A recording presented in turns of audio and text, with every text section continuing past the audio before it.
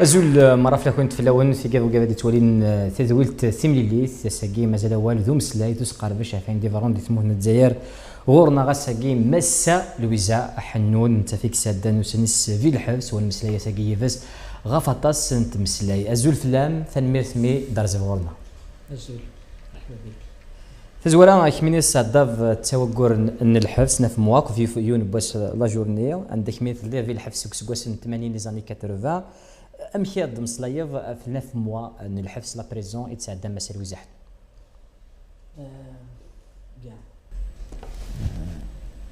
الحبس يبقى حبس لا بريزون ريست توجور لا بريزون داكور معناتها واحد quand il perd sa liberté il se retrouve enfermé surtout إذا كان هو بريء s'il est innocent c'est-à-dire qu'il est arbitrairement بصفة تعسفية في الحبس en 1983 كان نظام الحزب الواحد le système de parti unique vrai c'est-à-dire pur et dur et le système avait encore des ressorts et l'État était plus ou moins fort. L'État algérien était fort, était à l'international respecté.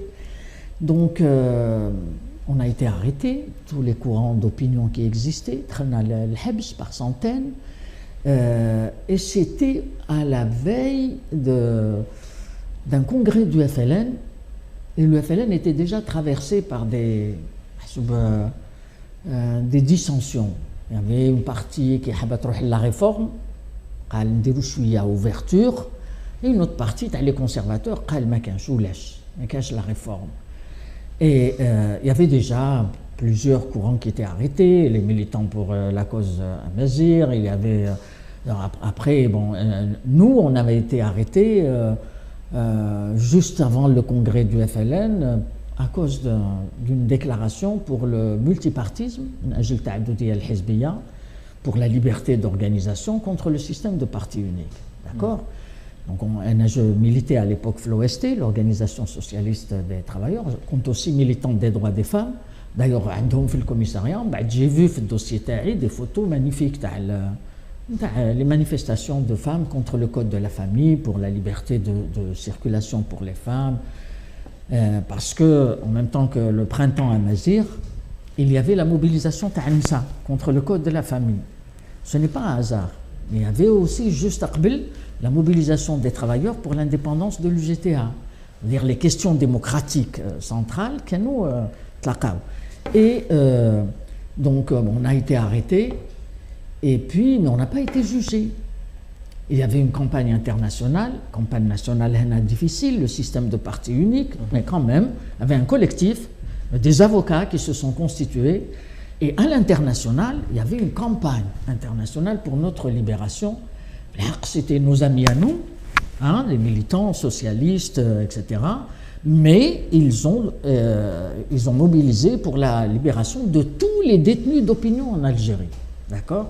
Ils avaient fait des cartes postales, les femmes, Souerté avec les deux autres militantes, Thomas Ouzgan, ancienne Moudjahida, qui était aussi dans le mouvement Femmes Ma'ana, mais qui était aussi dans la politique.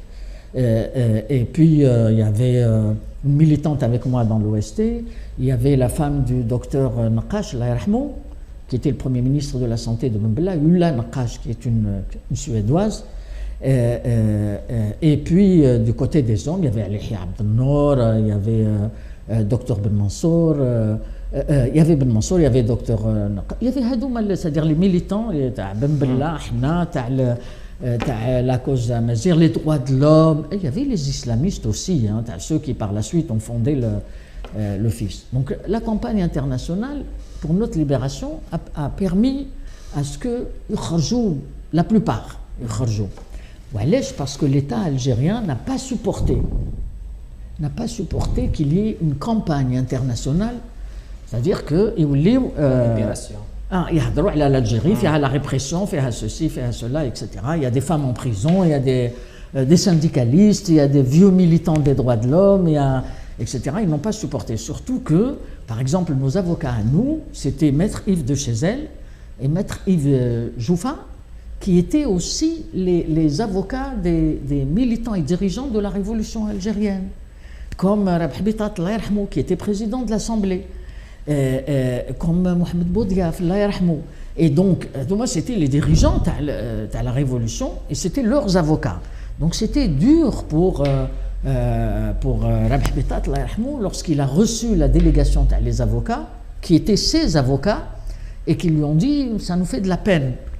20 ans après l'indépendance de l'Algérie, de venir aujourd'hui poser le problème de la libération de détenus, de femmes, voilà, et qui en fait revendiquent la démocratie ou qui n'ont rien fait de mal, quoi. Il n'y a pas ni terrorisme, ni rien du tout, ni tentative de coup d'État. Mais le chef d'inculpation, pour nous, les chefs d'inculpation, c'était très grave. C'était association de malfaiteurs, distribution de tracts subversifs, c'était l'atteinte à la sûreté de l'État. C'était des accusations, la peine capitale ou là, alors, et on était, au début, quand on a été arrêté, c'était la prison civile, tribunal civil. Comme on a refusé la correctionnelle, c'est-à-dire la qualification d'un délit, au bout de 3 mois. Mais non, on n'est pas des droits communs, donc on a refusé, ce qui fait qu'on a été transféré au tribunal militaire. Le tribunal militaire, mais qui ne nous a pas jugés. Il est juste venu négocier avec nous, en tout cas les femmes, quand on a fait la grève de la faim, pendant 15 jours, pour soutenir Fatouma Ouzgan, parce qu'elle avait des difficultés. Donc, ils n'ont pas osé aller jusque-là. Chadli Benjdid, à l'occasion du 8 mai, il a fait une déclaration en disant voilà, nos enfants qui se sont trompés, etc., on va leur pardonner, restent nos enfants, Ralto, etc. Donc, nous, on ne savait pas, nos avocats, on était à Mdia, à la prison de Mdia. Maintenant, je me souviens, mon grand frère était. Mdia, les femmes et les hommes à Barouakia. Mais ils étaient ensemble, tous réunis à Barouakia. Là, on était 3, à chaque fois 3. Alors, c'était mon grand frère qui était venu me dire voilà, Chadli a fait un discours, je pense que ça ne peut concerner que les détenus d'opinion, donc peut-être que vous allez sortir. Effectivement, 2-3 jours, on est sorti dans le cadre d'une grâce amnistiante. C'est-à-dire, عفو شامل في هكذا يعني واحد المفهوم قانوني شوية trop algérien, جزائري, عفو شامل, c'est-à-dire une grâce amnistiante. On ne peut pas dire que c'est une grâce parce qu'on n'a pas été jugé et condamné, définitivement. Donc, en même temps, une amnistie, ce n'est pas réellement une amnistie, c'est devenu une grâce amnistiante. Voilà, mais Ma'lish, ils ont trouvé une porte de sortie. Le régime et le système étaient encore capables de faire ça. En 2000, la différence, c'est qu'à l'époque, il n'y avait pas un mouvement révolutionnaire en Algérie. À ce moment-là, il y avait la mobilisation des étudiants, des lycéens. C'était par rapport au bac. C'est tout. Il n'y avait pas de mobilisation. Il y avait une mobilisation pour notre libération. Il y avait les femmes qui tentaient encore de se mobiliser contre le code de la famille, qu'on a fait passer pendant que nous, on était en prison. C'est-à-dire même ça, ils l'ont mis à profit. Alors, c'était l'Assemblée du Parti unique, c'était le système de parti unique. Là, on est censé être même dans un semblant de démocratie. Ça m'a donné une façade démocratique. Mais de surcroît, le 22 février 2019, c'est un processus révolutionnaire qui a éclaté. Les Ntalaq. Massar Thawri. Ce n'est pas un hirak. Ce n'est pas comme au Maroc. Il y a quelques années. C'est des revendications sociales, c'est des revendications politiques. Chez nous, ça a été d'emblée le départ du système. C'était contre le 5e mandat, mais juste immédiatement après, c'était contre le système, départ du système, mais bien sûr, un contenu social. C'est impossible qu'il n'ait pas de contenu social. Ça veut dire, c'était en train d'évoluer la formulation, les mots d'ordre. C'est un processus. Comme tout processus, personne ne sait quand il va commencer et quelle forme il va prendre. Ça a été l'histoire du 5e mandat. Ailleurs, ça a été le Bouazizi. Ça dépend, chaque pays, quelle est l'étincelle. L'étincelle, c'était prévisible, c'était le 5e mandat. Donc, c'était une situation révolutionnaire, un processus révolutionnaire, mais il y a la révolution et la contre-révolution, toujours. Toujours un affrontement binetoum. La contre-révolution, un processus révolutionnaire, il va jusqu'au bout. Il va réaliser ses objectifs, à savoir, inhi le système. Enlever le système, chasser le système pour que Shab, il exerce sa souveraineté pleinement et que c'est lui qui choisit, qui définit les institutions, le contenu tahum, kulchi. Ça, bien sûr, les partisans du système, du maintien du statu quo, tout de suite se sont mis en œuvre. En ce qui me concerne, dès en janvier en vérité, dès que j'ai commencé à m'exprimer contre le 5e mandat et à mettre en garde en disant que ça sera le point de rupture. Ça sera le point de rupture. Et effectivement, c'était le point de rupture. Alors, Doubab électronique, d'une violence rare, ils ne se sont pas arrêtés. Bon, qui dit Doubab électronique, tout le monde le sait, c'est un appareil. C'est une fraction. C'est un appareil, une fraction, c'est beaucoup d'argent et beaucoup de moyens matériels.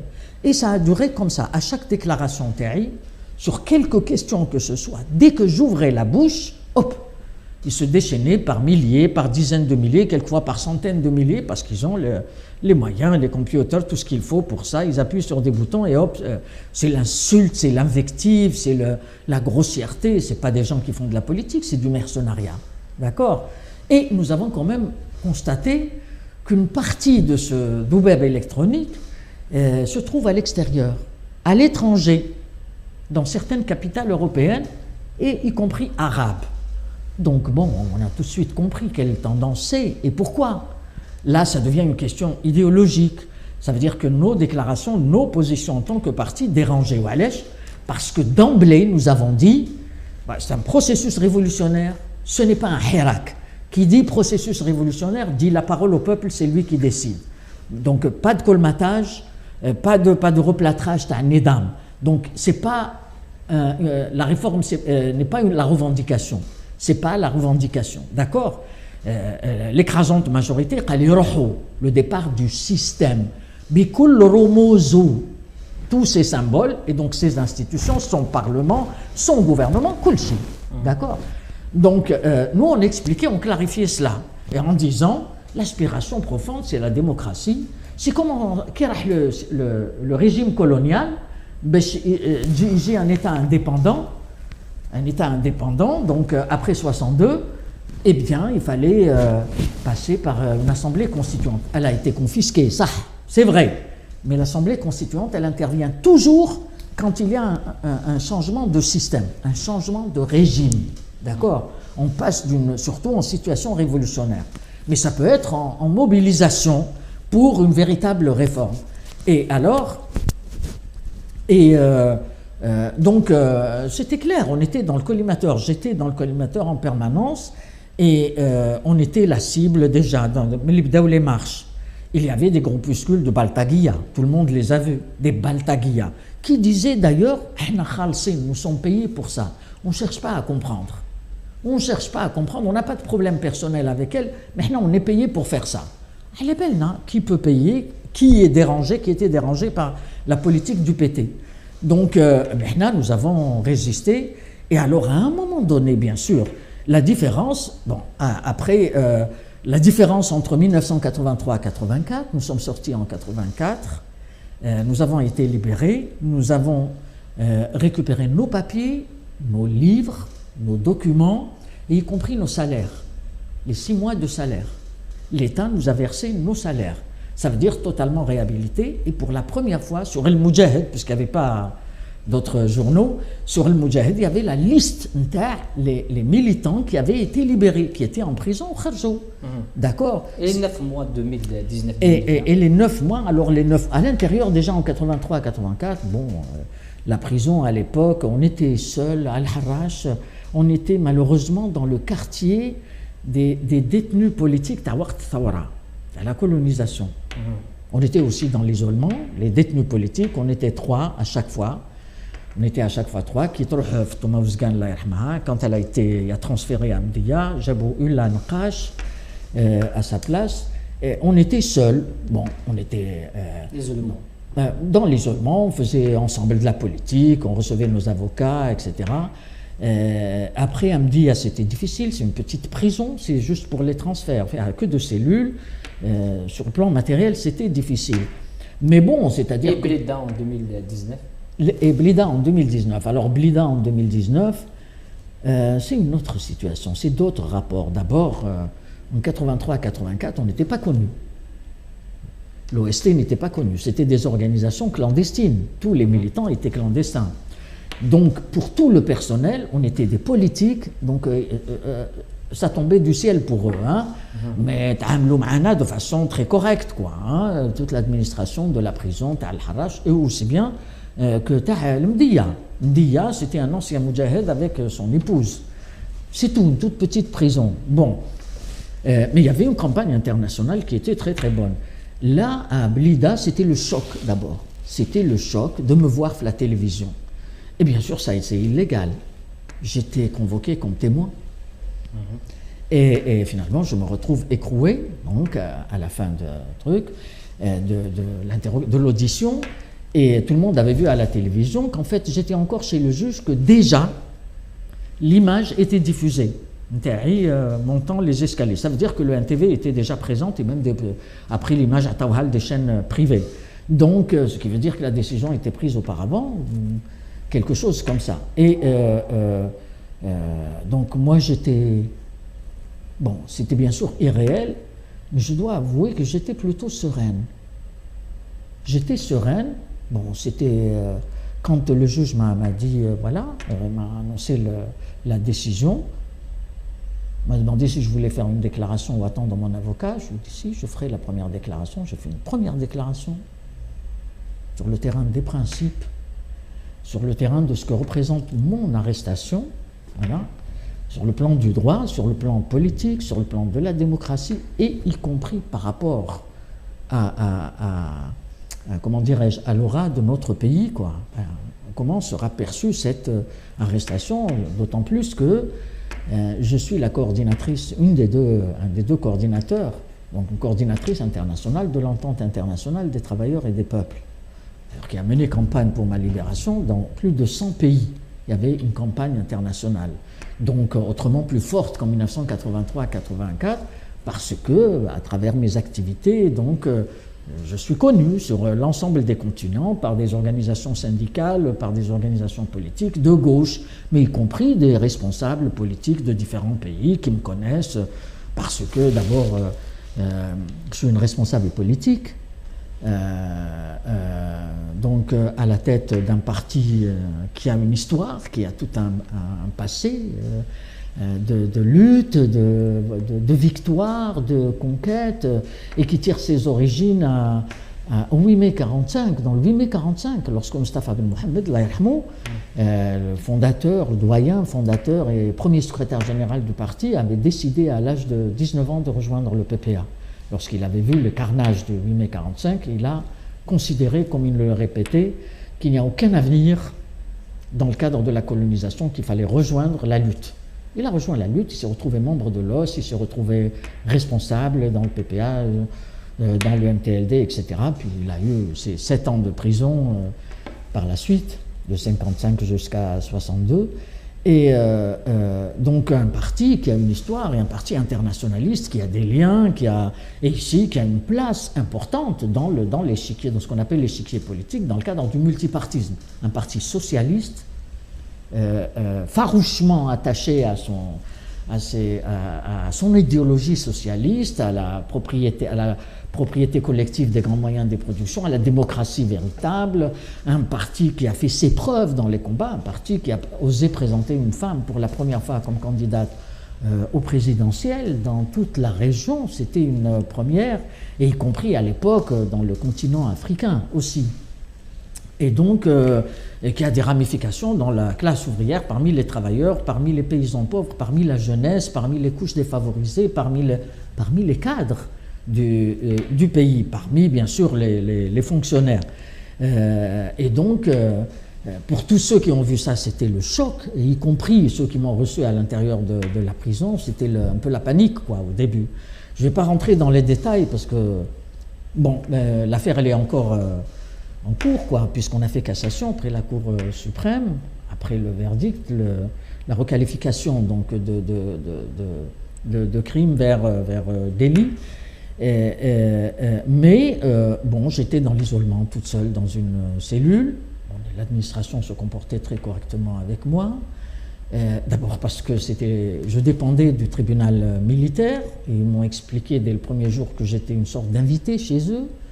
ضيفة ندير راكي ضيفة عندنا اعتبرينا comme famille, etc.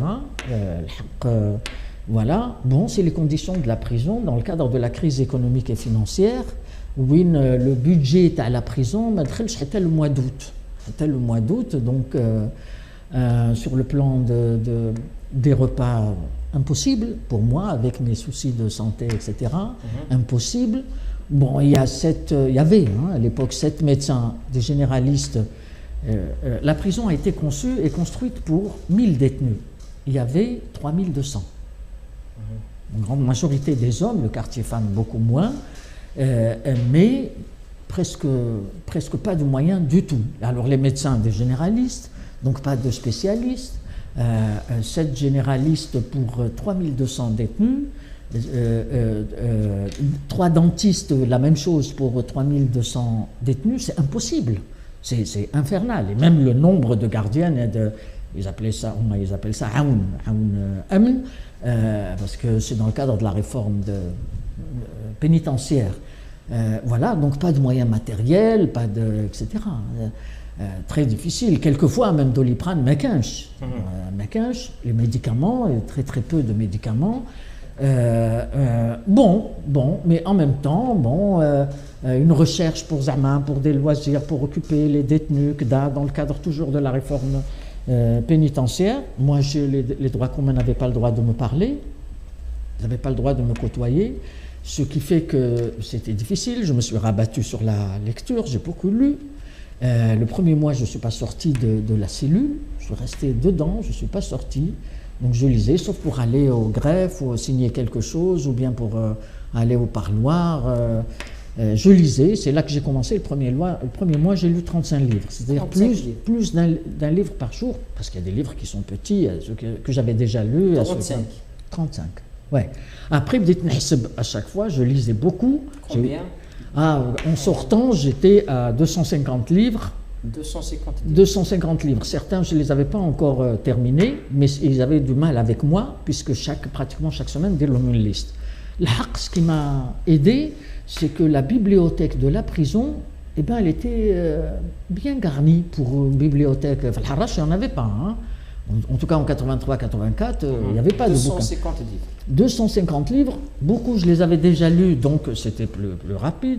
Alors de l'histoire, de la politique, j'étais surprise par un certain nombre de livres sur l'art, j'ai même retrouvé mes origines amazir b'tafsil, c'est-à-dire dans les détails. B'tafsil, mes origines amazir, donc les Bani Koutama, d'accord, Koutama, tout le monde sait qui ils sont, voilà. Et après, donc appartenant à la tribu des Beni Rizeli, Atharizeli, après, dedans, les Beni Idr, voilà, et compris. Alors, tout ça, il y a un dictionnaire énorme, les tribus berbères. Donc, j'ai trouvé l'histoire de toute ma tribu. Et alors, c'est assez marrant parce que j'ai trouvé l'équivalent de la wilaya, par exemple, de Jijil, qui est l'équivalent, j'ai trouvé à Tizi Ouzou des appellations. Par exemple, je suis né dans le douar Irjana, et en français il se termine avec un AH, Irjan à Tizi, exactement la même chose. Et il y a juste en dessous l'Ouadia, les Ouadia à Tizi, et puis sont comptés les Oulad Ali, etc. Alors, et puis bon, plein de choses en commun. Donc j'ai lu énormément, j'ai lu des livres sur les origines, les tribus berbères, à partir d'Ibn Khaldoun, mais aussi d'autres, des écrivains algériens, des arabophones, qui sont excellents. C'est-à-dire qu'on ne peut pas les accuser d'être il est berbériste, il est parce qu'il est kabyle, ou là parce qu'il est gda, ou là berbère. Non, c'est des arabophones, mais qui ont fait un travail extraordinaire, un travail titanesque. En reprenant Ibn Khaldoun, en prenant, etc., d'autres sources, et pour établir nos origines. J'étais passionné, je lisais sans arrêt, j'ai plongé là-dedans, et puis aussi je me suis ressourcé dans des livres que j'ai plus lus depuis l'âge de 20 ans. Depuis l'âge de 20 ans sur compris l'histoire de l'islam, de la région, du Moyen-Orient, comment ça a évolué, etc. Le christianisme avant, l'islam, le judaïsme, tout ça, mais écrit par des auteurs extraordinaires, extraordinaires, c'est-à-dire de la recherche historique. De la recherche historique.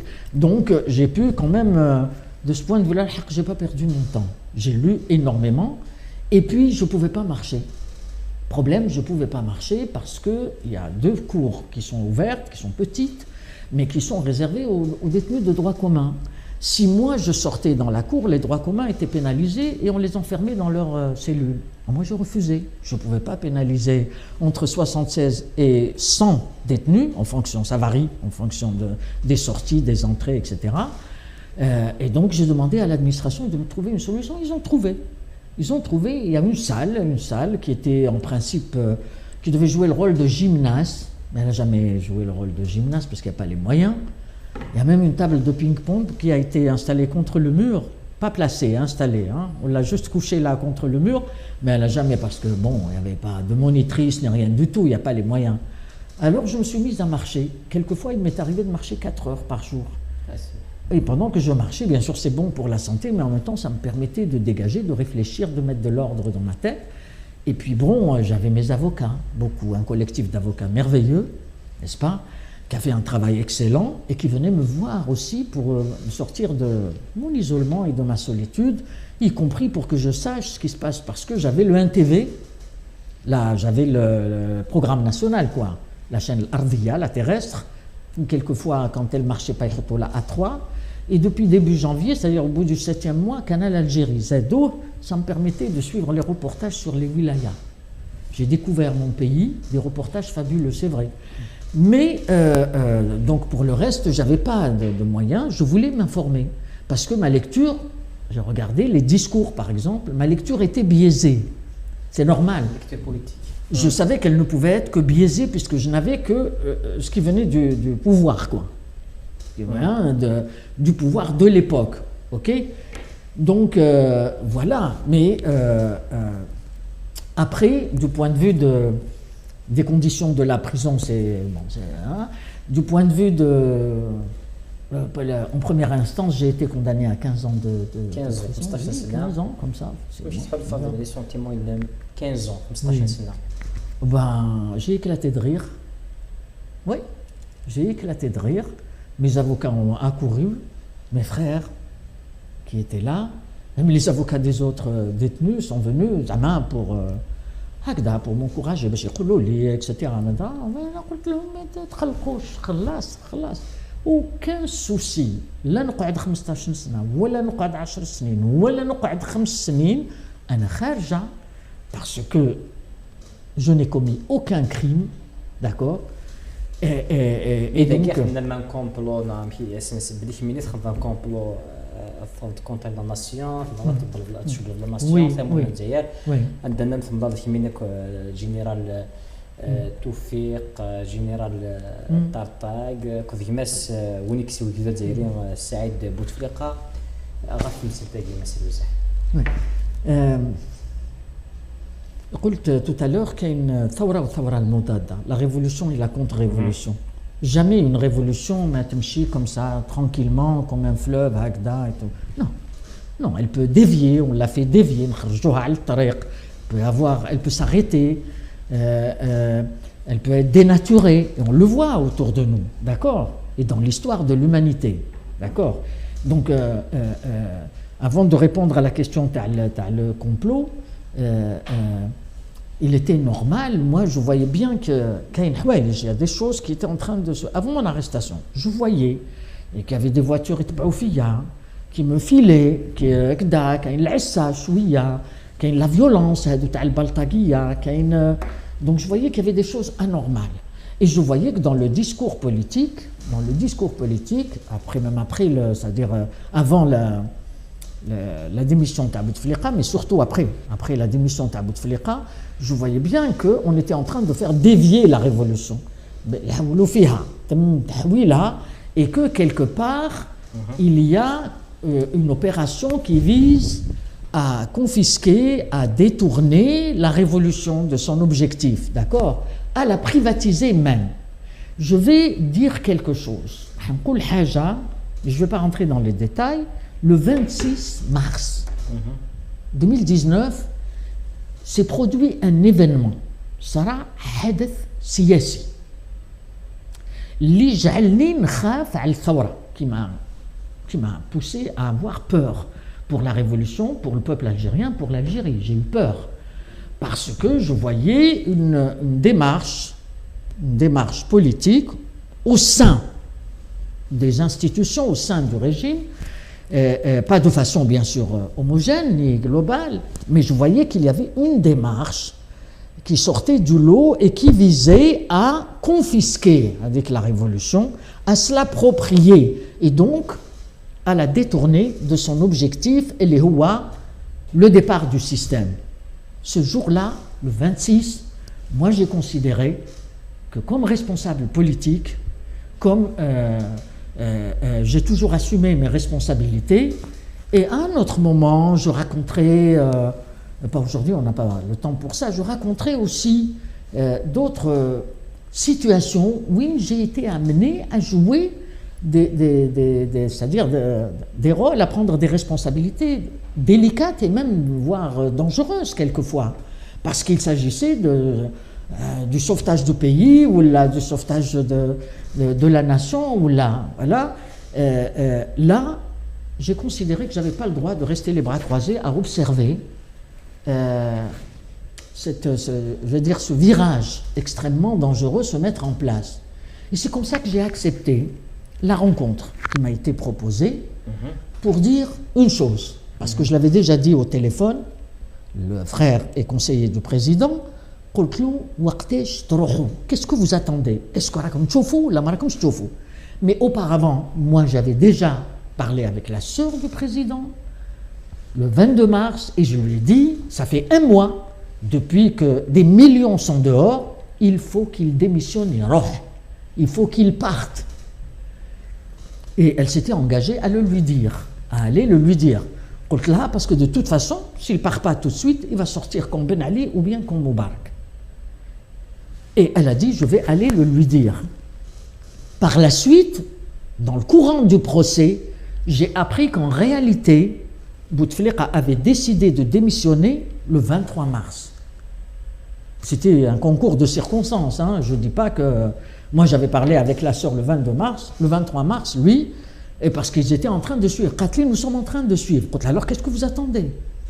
Et voyant que rien ne bougeait, le 26 mars, c'était un tournant dangereux qui était en train de s'opérer. Et donc là, j'ai accepté. J'ai accepté d'aller à cette rencontre, mais avec comme condition qu'il était démissionnaire et sans condition, qu'il allait démissionner. C'était donc pour discuter des modalités, comment il allait démissionner, c'est tout, comment il allait annoncer la démission. Et ce que j'ai exprimé sur place, c'est il doit partir sans condition ni préalable, et tout de suite. Et il emmène avec lui, il démarre son parlement et son gouvernement. Il démarre le parlement ou le gouvernement parce que la majorité, il ne pas 5e mandat, il nidam. Donc il emmène ces institutions. Et c'était mon point de vue, et les deux autres avaient discuté ensemble, je l'ai expliqué d'ailleurs dans les plaidoiries, dans mes interventions, ça a été rendu public par le parti. Aussi bien en septembre dans le procès en première instance qu'en appel. Dans le procès en appel devant la cour militaire, je suis allé très loin.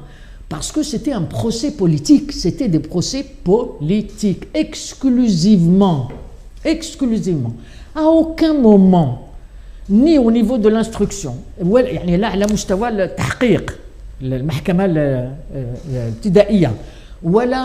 même l'enquête qui a été menée, il n'a été question des étrangers, ou la mukhabarat, ou la takhabor, ou la qui aurait eu complot, qui aurait eu même la DGSE, ou la manafshkoun et tout.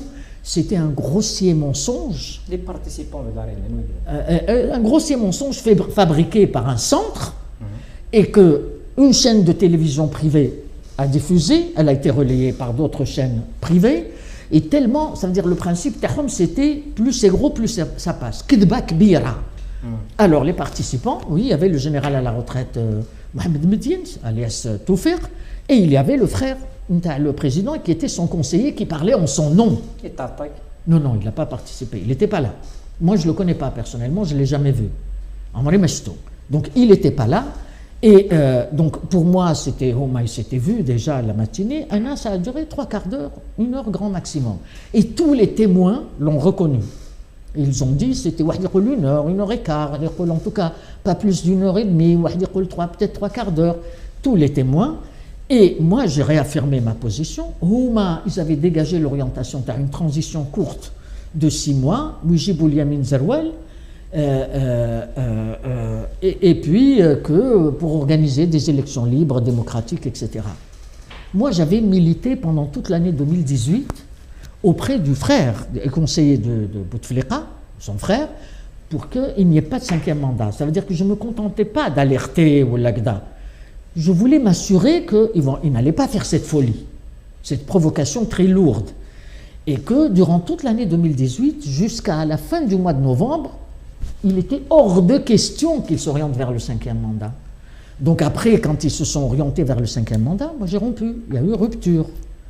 Rupture, après, c'était une période révolutionnaire qui s'est ouverte.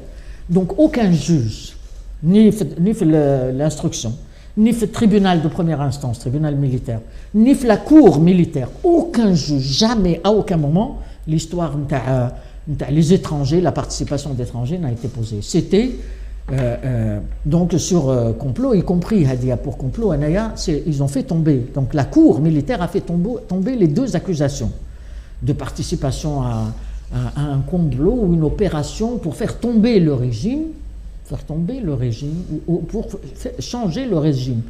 Là, je me suis expliqué que le Parti des travailleurs, depuis qu'il a été fondé, et même avant, depuis 43 ans à l'époque, 43 ans, je milite pour le départ du système de parti unique.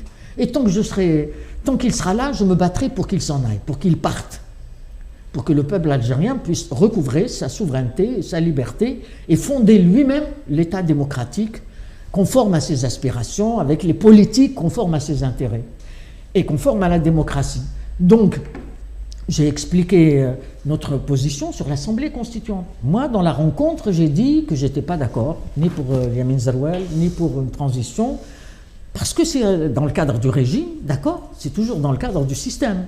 C'est le système qui décide de la période de transition et qui décide, par-delà ce que ils ont expliqué, le pourquoi. Et que moi, j'ai dit, le Parti des travailleurs, il est pour une assemblée constituante. C'est la parole au peuple. On n'a pas besoin d'un président de la transition. La parole au peuple. Pour moi, la seule transition, et d'ailleurs, chaque fois qu'un système s'en va, il y a une période de transition. On ne peut pas du jour au lendemain mettre en place un système jdid, etc. Le président Tebboune a déclaré sur France 24 qu'il était le président de la période de transition. D'accord? C'est ce qu'il a déclaré. Il l'avait déjà déclaré par le passé. Donc, en fait, le concept de la transition n'est pas un crime, si j'ai bien compris. Pourquoi est-il criminalisé dès lors qu'il s'agit d'acteurs qui ne sont pas dans le pouvoir? Par exemple, des partis IES, que ce soit des partis politiques ou là des militants ou là des personnalités qui se prononcent pour une transition démocratique. D'accord? Qu'on soit d'accord ou pas d'accord avec, mais c'est un débat politique, c'est-à-dire cette tendance. Alors, qu'est-ce qui s'est passé? Mes avocats et moi-même, nous avons fait la démonstration, c'est la criminalisation de l'action politique. Moi, je suis une responsable politique. J'ai rencontré tous les chefs d'État, l'écrasante majorité des chefs d'État, sauf Boudiaf et Boumedine, Allah yarhamhum. Tous les autres, je les ai rencontrés. J'ai rencontré les DGSN, j'ai rencontré le chef d'état-major, Feu Gaïd Salah.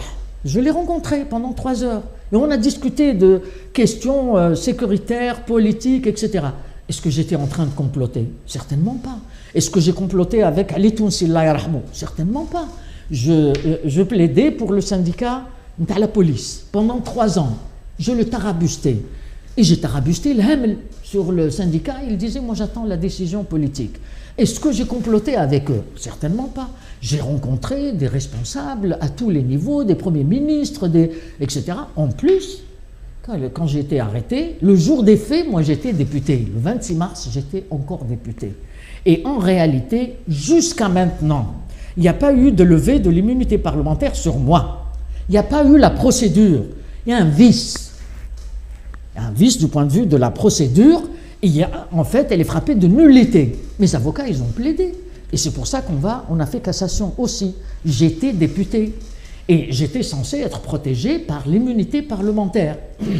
Parce que même si nous avons démissionné le 28 mars, le 26, le jour des faits, et la règle à l'échelle universelle, c'est on tient compte du jour de la date des faits, le jour des faits, moi j'étais encore député.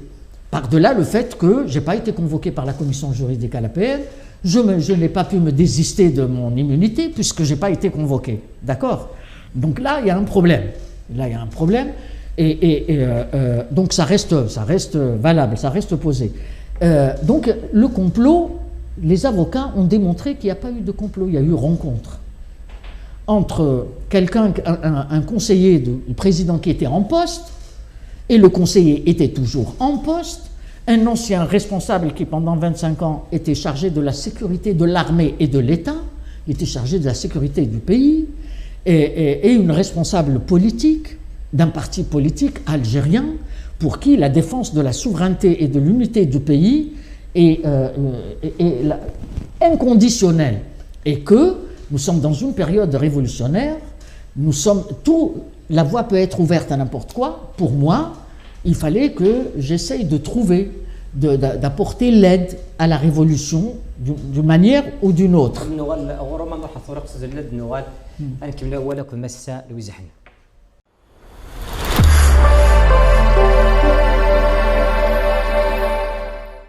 أزول مرافل كنت في الأول تحريش شوي سنت ذوي تيمينا سيقولنا مسا لويزا حنون أنت في تيم ضبار في كافاري خدام من أندة غال الحبس إنس وحريش ويس أم زوالون مسلايد في سكوسين 83 اسم في الحبس في سيفرات بد فنيك غريغ 250 كتابين 250 ليفر 100 تبوين غال الحبس في بليدات مسلايد أمشي لا في بليد باش كثغرا فنيك أمشي ثلاث ساعات وسميس في الحبس عندنا نبض المسلاي بشو يسببن ميت بوين غا الحبس المسلاي بدا في الكومبلو مازما تكملو ضاني التصقم ذا قام بلي كميني في الليف ما دنيف في تاكفا فوسن المعاونه توفيق الجنرال توفيق يعدان او كفاني في بوتفليقه شادنا في مسلتاكي في الصح كاين جوست اون انفيم minorité, même pas هكذا شويه برك اللي عندهم les moyens médiatiques اللي عندهم ولا même ceux qui en réalité sont des soutiens تاع السيستم هما ceux que la politique du parti des travailleurs dérange هما qui ont sorti ولا les médias اللي ماشيين معاهم c'est les médias privés et on sait ce qui s'est passé في هذيك la période d'accord après la démission تاع Bouteflika la mise au pas de l'ensemble de la presse presque à quelques exceptions près. Donc, c'était un rouleau compresseur. Plus c'est gros, plus ça passe. يعني تلفيق التهم, etc. قال لويز حنون تخدم مع بوتفليقة وتخدم مع توفيق. Quand je suis sorti, كي خرجت من الحبس, tous les Algériens et toutes les Algériennes اللي نتلاقاهم في الشارع tous les jours. Et alors, c'est incroyable, ils sont unanimes. ولا واحد, personne ne m'a dit كنت تخدمي مع هذا ولا مع هذا وكاين كومبلو. Tous يقولوا فاحنا فايقين. On le sait parce que انتيا خفتي على البلاد, خفتي على الثورة, etc. On sait وعلاش سكتوك. Et en plus, tout le monde a compris que كي دخل لويزا حنون, responsable politique en prison, la porte a été ouverte après les arrestations des détenus d'opinion, des détenus politiques, et jusqu'à maintenant d'ailleurs, des personnes qui avaient été arrêtées à l'époque, mais elles sont en prison, comme le général Ardiri. D'autres ont été arrêtés après, et d'autres ont même été arrêtés là maintenant. Ça veut dire on libère quelques-uns et kharjou d'autres. Donc tout le monde a compris que c'était un complot. C'est un complot contre moi, contre le parti, contre les libertés, contre toute action politique indépendante. C'est la criminalisation de l'action politique. Tout le monde sait que le Parti des travailleurs n'a jamais soutenu la candidature de Bouteflika. Il a présenté ma candidature. Tout le monde sait que le Parti des travailleurs a combattu les orientations telles la loi sur les hydrocarbures en 2005, l'accord d'association avec l'Union européenne. Et aujourd'hui encore, on revient, c'est à l'ordre du jour parce que c'est une catastrophe. Et on était les seuls. Tout le monde sait qu'on était les seuls à avoir combattu les privatisations. Sous Bouteflika. Tout le monde sait que même sur la politique étrangère, nous étions le seul parti, par exemple, à nous démarquer de certaines positions. Le ministre des Affaires étrangères à un moment donné, parce que ce n'est pas conforme aux principes de notre pays. Sur le plan social, sur le plan démocratique, sur le plan des libertés. Le Parti des travailleurs est un parti indépendant. Maintenant, ceux qui ne font pas de politique, ou là qui font semblant de ne pas comprendre, on va leur expliquer qu'un vrai parti, un parti sérieux, qui n'est pas un groupe de pression, nous ne sommes pas un groupe de pression, nous sommes un vrai parti, avec une histoire de plusieurs décennies de lutte. Un parti, il ne se contente pas des déclarations, des dénonciations, il agit, il peut agir pour chercher des solutions. Nous nous sommes adressés au ministre, au Premier ministre, à tous les responsables, et nous n'étions pas les seuls. Des partis politiques qui étaient là. Ce n'était pas une situation révolutionnaire. Il était tout à fait normal qu'on s'adresse aux institutions, d'accord ? À partir du moment où s'est ouverte une situation révolutionnaire, la rupture s'est opérée. Bon, la situation a complètement changé, donc il fallait partir de là. Maintenant, moi je l'ai expliqué tout à l'heure, moi j'ai rencontré tous les responsables, à leur demande, quelquefois à ma demande, pour déposer des dossiers, pour plaider pour la cause, etc. Oui, je m'adressais à la présidence, oui, je m'adressais au gouvernement, oui, je m'adressais...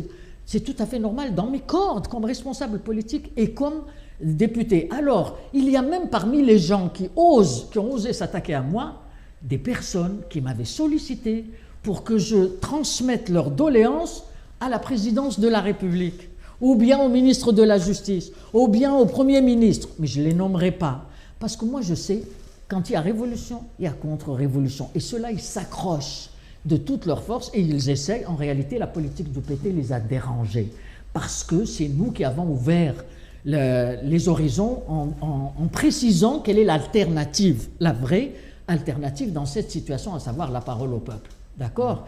Et même ceux qui, vous imaginez, des gens qui sont du système, qui sont pour le statu quo, qui osent s'attaquer à moi, passons maintenant. Je suis sorti après que la Cour militaire ait fait tomber les 2 chefs d'inculpation me concernant. Atteinte à l'autorité d'un chef militaire, chef d'une formation militaire, bon. Deuxièmement, donc participation à une opération visant à changer, etc. Moi, je crois au changement du système et du régime par la volonté du peuple, par la mobilisation populaire, et je combats pour cela. Il y a un processus révolutionnaire. Il est vraiment, en ce moment, il est suspendu à cause du Covid-19, la RELB, n'est-ce pas? Mais il n'est pas mort. Ce processus n'est pas mort. Voilà. Comme toute révolution, on ne peut pas la tuer comme ça. Et donc, moi, je reste persuadé que l'issue, maintenant, c'est la parole au peuple. Cela étant dit, puisqu'on parle de complot, et puisqu'on parle de... Vous savez, on est en train de regarder ce qui se passe. Hein. Les mêmes pratiques, qui produisent les mêmes comportements, c'est-à-dire pratiques d'un soldat qui veut fonder une nouvelle classe politique, qui veut fonder une nouvelle société civile, eh bien ça va produire davantage de clientélisme, davantage de courtisanerie, et c'est-à-dire c'est le système de parti unique qui essaye de se régénérer, d'accord? Alors maintenant, un dernier mot sur cette histoire de complot. Là, la semaine dernière, donc, on a tous été sidérés en suivant les arrestations de très hauts gradés dans l'armée et dans la gendarmerie accusés de haute trahison. Et puis, bien sûr, les affaires de haute trahison, c'est-à-dire que même l'ANP, elle est éclaboussée. Et donc, haute trahison, ça veut dire un complot contre le pays, contre l'État. Moi, je n'ai pas les éléments, je ne peux pas me prononcer sur quoi que ce soit, simplement j'enregistre que même l'institution la plus importante, du point de vue de la nature de l'État et du système, aujourd'hui en Algérie, d'accord ? À savoir l'ANP, elle est touchée. Elle est touchée par les affaires, aussi bien de la corruption, et puis maintenant de haute trahison. C'est grave. C'est grave. C'est pour moi la preuve la plus éclatante que la seule issue conforme à la démocratie et la seule issue à même de sauvegarder notre pays pour qu'il ne plonge pas dans l'abîme, c'est le départ du système. C'est le départ du régime. Parce que c'est ce régime, c'est ce système qui ont produit cette décomposition à tous les niveaux, qui ont produit la prédation à grande échelle, la corruption, le clientélisme, qui ont produit la mafiotisation de l'économie, qui ont ruiné le pays, qui ont légalisé à travers le code des investissements, à travers le code des marchés passés, etc., à travers qui ont mis en place tout un système pour siphonner les fonds publics, pour vider les caisses de l'État au profit d'une couche d'oligarques, l'oligarchie, hein, mais bien sûr qui est l'appendice. L'appendice est le prolongement des intérêts étrangers, des multinationales qui venaient ici pour piller et non pas pour investir réellement. Le parti des travailleurs, c'est un grand parti. Il y a des الوقت مثل في من في الحبس ودفنا تصل السوتيان نا سوليداريتي دي ميليتون بيتي خدامين غا فويزا حنون مسا ويزا حنون تلا انت في تيم بارثو بارتي شحال لي ديبيتي قادان شحال لي زيلو تولين غاش تولين ما استعزبت تولين مغناس ناديه شويه كرا جودي تولين كامل ذوك النار في بوان كارت مدام ويزا حنون ولا نرى دوتر ميليتون اي غار اشيمي انشتاقين ولاش انشتاقين غدا في مسالتك. Non, les militants, les militants authentiques, les forces vives à l'intérieur du parti, qui nous mobilisé du premier jour jusqu'au dernier jour. Les wilayas ntahoum, quelquefois nationalement quand ils viennent pour des réunions, mais il ne faut pas oublier que c'était une guerre qui a été déclarée. C'est un complot contre le PT. Et non pas que Louis Ahnoun a participé dans un complot. Parce que, il y a des députés du parti qui ont été pris en charge par Nidam, par le système, par le régime. Ils ont été pris en charge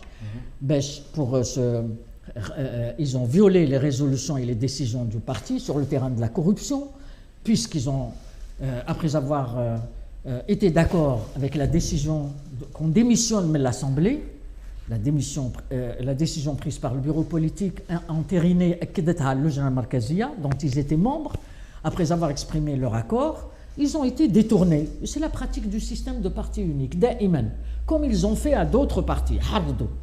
Hein? Donc sur le terrain, tu as la décomposition, tu as les intérêts, les privilèges, etc. Et ceux-là, ils ont été instrumentalisés jusqu'à il n'y a pas longtemps, contre le parti, contre moi. Par qui? Par des centres de décision, y compris au sein du ministère de l'Intérieur, et d'autres, ils ont été utilisés jusqu'à maintenant. Et nous avons porté plainte, nous avons déposé des plaintes, et nous allons poursuivre, bien sûr. Cela, donc, mais les députés qui sont restés fidèles, qui sont restés dans le parti, d'accord, ceux-là, ils étaient au centre de la mobilisation, parce qu'en plus, c'était des dirigeants. Tahzibt, Djoudi, Abdelhamid Boubarla, Karim Labchri, etc. C'est le secrétariat. Il fallait que les militants voient le secrétariat du parti. Ce n'est pas des députés. C'est le noyau. Noyau dur, c'est le secrétariat. Il fallait qu'ils le voient chaque vendredi, malgré les difficultés. Mais les militants étaient là. Ils étaient partout à expliquer aux citoyens, à clarifier, parce que c'était un rouleau compresseur qu'on a déchaîné contre nous. Le mensonge des chaînes de télévision et en dehors de Berbère Télévision, ou encore le MLTV à partir de l'étranger, ou encore ici quelques des médias YouTube, ou là 2-3 médias, les papiers, des journaux qui ont résisté, tout le reste a été écrabouillé. Toute la scène médiatique, imaginez quand on déchaîne un tel rouleau compresseur. Et donc après, quand je suis sorti, oui bien sûr, il y a des militants qui ont été terrorisés, qui ont été menacés dans leur emploi. Il y a ceux qui ont été menacés dans leur famille. Et bon, on n'a pas voulu en rajouter encore. Et même après ma libération, il n'y a pas longtemps encore, hein, quand il y a des arrestations d'activistes, etc., nous avons un membre du bureau politique qui a été convoqué par la police parce qu'elle a publié, elle a partagé une photo d'une manifestation dans un rassemblement de femmes qui étaient tabassées. Elle a partagé. Il y a des activistes qui se font arrêter maintenant. La dualité, la politique duelle, elle est vraiment, c'est impossible de la comprendre, sauf à parler de contradiction. Donc pour dire que les pressions, mais non, les pressions, elles n'ont pas cessé, parce que c'est le même système qui est en place. Il n'a pas changé. Les hommes ont changé, l'identité des personnes a changé, c'est le même système et c'est le même régime. D'accord. Et pardon, je termine là-dessus. Donc, et depuis que je suis sorti, dans la rue, je le répète, jusqu'à Lyon, c'est-à-dire aujourd'hui, tous les jours, les messages de soutien, l'accueil des citoyens, fabuleux. Et il disait, on ne les a pas crus. Et quand il y a eu la loi sur les hydrocarbures, on a compris. Et on sait où aller sektouk. Tout le monde a compris, y compris les enjeux politiques les plus fins. Et quel que soit le niveau, hein, qu'il soit cadre, qu'il soit simple travailleur, qu'il soit chômeur, qu'il soit cada, ils viennent me voir et me parler librement. Et cela, même ma famille l'a vécu, le parti l'a vécu, Jiuli Home. Vous imaginez, on a des adhésions là, en ce moment, par Facebook. Des jeunes, beaucoup de jeunes qui adhèrent. Et moi, quand je les entends dans la rue, vous ne pouvez pas imaginer quel sentiment ça me fait. Les médias, comme ils disent, ça veut dire, ça y est, ils ont été travaillés, mais nous, on a compris. On sait ce qu'on dit. D'accord. Et la preuve, moi, c'était une affaire politique. Ce n'est pas une affaire, comme ils disent maintenant, l'Aïsaba, vous savez, l'Aïsaba, c'est une pieuvre. التصريح الحبس ارتورا في الحبس سيكسن يتكلوا في خالد الدراني رشيد نكاز علي غديري في درتنيت وطاس زاد 41 ان حبس ارتورا قلان عندها سنه كيف غني في الدر نودا كرا قل مزيان بوينتن اش عندنا راه تمثالت لي دتوني الحبس c'est la preuve que mais le même système et les mêmes pratiques. Mais c'est la même chose. Oui, c'est les mêmes pratiques. Et la Constitution de 2016 avait précisé, parmi les choses positives, qu'elle avait rétabli que la détention préventive, des situations exceptionnelles. Et que la règle générale, et encore moins des journalistes. La dépénalisation de l'acte de presse, خلاص constitutionnalisé. Un journaliste, il trouve le habs. Il écrit quelque chose sur sa page, ou là il partage, il trouve le habs. C'est vraiment la criminalisation de l'acte de presse, la criminalisation de la liberté d'opinion, qui m'abdève avec moi la criminalisation de l'action politique. De l'action, de la réflexion, de la pensée, de l'action politique, d'accord? Et on le voit d'ailleurs, il y a un danger sur le multipartisme, il y a un danger sur la démocratie politique, c'est sérieux. Mais en même temps, c'est contradictoire, parce qu'il y a des libérations, même si c'est des sursis, etc., mais il y a des libertés provisoires, mais il y a quand même des libérations. On a l'impression qu'il y a comme une bagarre comme ça, hein, comme il y a ceux qui veulent ouvrir un peu, apaiser, il y a ceux qui par ailleurs font rentrer un mouvement perpétuel. D'autres maintenant, sur la détention provisoire, il y a plus que des abus. Les juges l'ont dit, les avocats, ils ont même fait des rassemblements pour dénoncer cela, d'accord?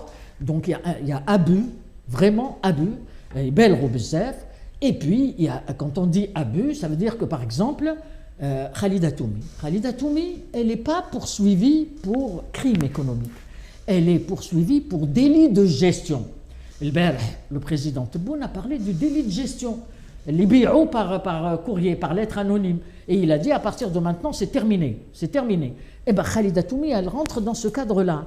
C'est pas une prédatrice, mais qu'un conflit d'intérêts, Elle n'est pas poursuivie pour avoir volé de l'argent ou pour avoir donné des marchés. Non, non, c'est délit de gestion et elle était couverte à chaque fois par des décisions du Conseil des ministres ou par etc. Et ces avocats, ils ont relevé qu'elle aurait dû sortir le 4 juillet parce que la détention préventive, Taha, qui a été renouvelée une fois, reste le 4 juillet. Eh bien non, elle est encore en prison. Et bon, le juge explique qu'il a besoin de faire des enquêtes supplémentaires et les avocats répondent toutes les enquêtes, mais elle doit sortir de prison parce qu'elle est en prison de manière illégale maintenant. Et les avocats ont décidé de saisir le président de la République comme garant des libertés démocratiques. Oui, c'est des journalistes et c'est un... سيدي جورناليست سعيد بودور اطاس يبغى ناس ينغمس ناس سيدي جورناليست انا كافي الحبس شادنا في سلطه. Non, Khaled Drarni en plus cette comment dirais-je cette tendance à vouloir salir l'honneur des familles. À vouloir salir en 2015 déjà le système, le pouvoir à l'époque, dans l'offensive qu'ils avaient dirigée contre moi et contre le parti, ils avaient tenté de faire croire via une chaîne de télévision Maroufa j'étais multimilliardaire, que la moitié de la ville de Annaba m'appartenait, sans compter je ne sais quelle richesse. D'ailleurs, les richesses, je m'engage ici devant l'opinion nationale et internationale que je lui cède كلش. Il a ça, les hôtels, les je ne sais pas quoi, le patrimoine, هاد الدراهم يديهم حلال مبروك عليه. Voilà. هو خالد درامي عمو شهيد باباه مجاهد authentique. Ils osent tenter de salir. En plus, sa famille, de le salir lui, alors que c'est un patriote, c'est un jeune journaliste connu. Et moi, je l'ai connu, très jeune journaliste, et après qu'il a le Shourouk TV, il m'avait invité plusieurs fois, un journaliste de talent, très professionnel, très sérieux. Les autres aussi, radio web ou bien radio... Mais on le voit, mais là maintenant, c'est franchement, c'est-à-dire que... il y a une sorte de chape de plomb qu'on est en train de mettre, vraiment de fermer sur l'espace d'expression de manière générale. Ce n'est pas acceptable.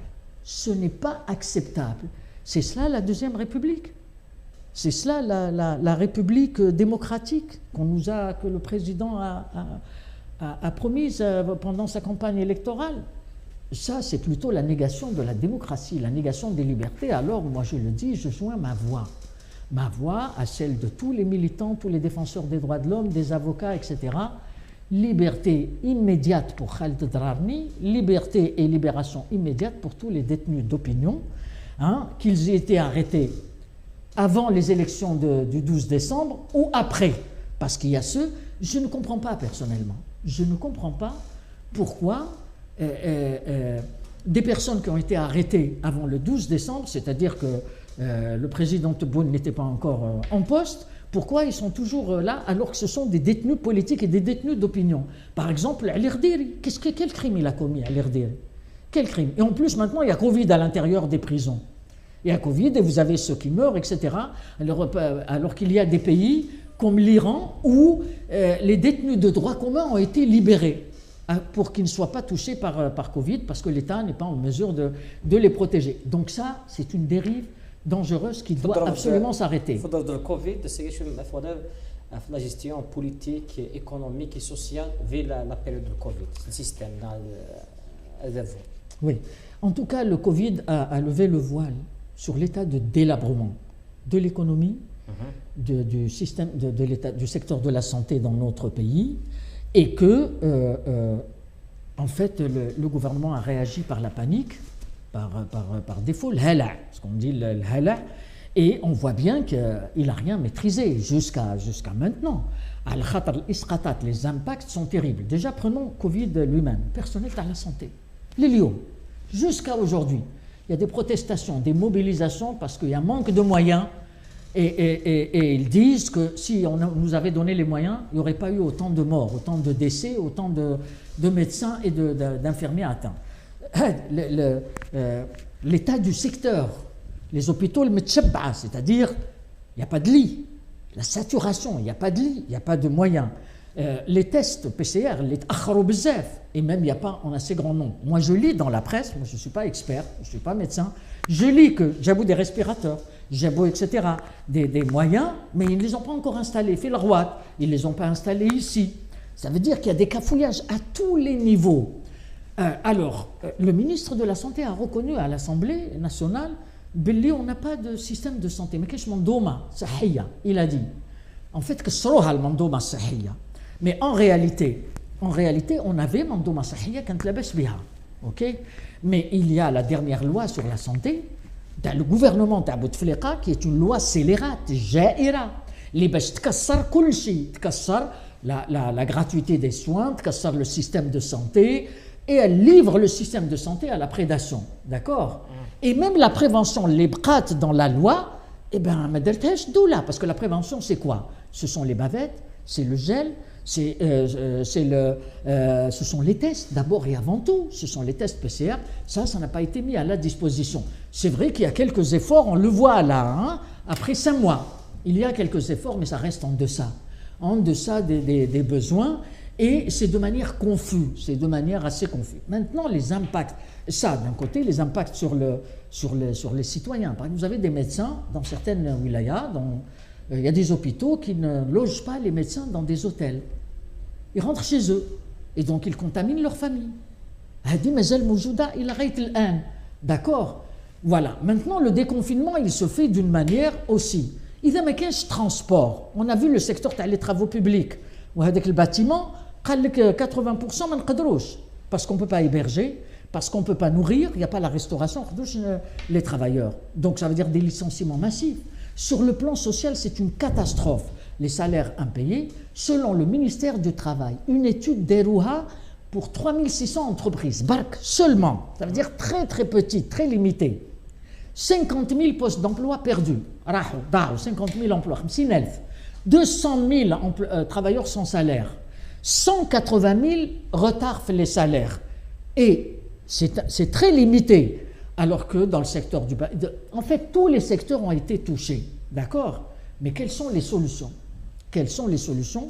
Bon, oui, pour les pêcheurs, pour les petits commerçants, pour Hada, mais c'est dans des cafouillages qui n'en finissent pas, parce qu'il aime le transport entre les wilayas. Les travailleurs qui travaillent hors wilaya, comment ils vont faire? Ils perdent leurs emplois s'ils ne rejoignent pas, d'accord? Et puis, il y a tous les impacts en chaîne, d'accord? Donc ça, il y a cette coupure entre le sud et le nord. Il y a cette coupure qui n'a pas encore été prise en charge. Bon, il y a les questions d'aide au secteur du tourisme, etc. On a toute décision qui peut un peu aider, mais c'est bon, c'est à prendre. Mais dans l'ensemble, la situation économique, le gouvernement et le président de la République ont été obligés de reconnaître que la situation est grave, que sur le plan sanitaire, la situation est grave, vu l'état des hôpitaux, vu le manque de moyens. Et qu'il faut déjà qu'ils reconnaissent. حنا ما قلناش بلي هذه الحكومة est responsable du démantèlement تاع le passé. ما قلناش elle est responsable du pillage تاع le passé. ما قلناش elle est responsable de la prédation des lois qui sont antinationales تاع le passé. ولكن اليوم quand on entend le ministre تاع la prospective يجي في القناة رسمية la chaîne 3 ويقول il faut déboulonner هكذا dans ces termes. Ça veut dire نفككوا نحيوا les boulons le secteur public. ويزيد ويقول oui على la privatisation, il faut qu'on pose la question تاع la propriété. La propriété, le transfert à la propriété, le milkiya. Mais le secteur public, il est propriété de la nation, propriété de la collectivité nationale. Ça veut dire, c'est le même système, c'est les mêmes... La politique, au début des années 2000, dans les privatisations à grande échelle qui ont liquidé des centaines et des centaines d'entreprises et des centaines de milliers d'emplois. Des centaines de milliers et qui ont mis à la retraite aussi plus de 400 000 fonctionnaires et travailleurs et qui a provoqué la crise de la CNR ou de la Caisse de sécurité sociale. Et donc, ça veut dire c'est les mêmes politiques qu'on va approfondir, c'est ça. نفس السياسات اللي وصلتنا l'abîme, l'incident, la situation désastreuse. Le truc alors partenariat public-privé, pas de différence entre le public et le privé. je suppose que aucune famille algérienne ما تحسب ولاد جيرانها كيشغل ولادها sur le même pied d'égalité. D'accord? أنا سمعت le ministre, هذا ministre qui dit باللي même le secteur des, il n'y a pas de secteur stratégique, c'est grave. Bon, il y en a d'autres qui ont dit on a défini plus ou moins les secteurs stratégiques. Et moi j'ai suivi la conférence d'hier sur le plan économique pour chercher est-ce qu'ils vont ramener quelque chose par rapport à la crise تاع اليوم, comment on va s'en sortir? Ben non, ce qu'ils se projettent de faire, d'abord le cadre lui-même, c'est les travailleurs vont être vraiment sur l'hôtel c'est l'ouverture tous azimuts, l'ouverture sur le plan au privé et à l'international.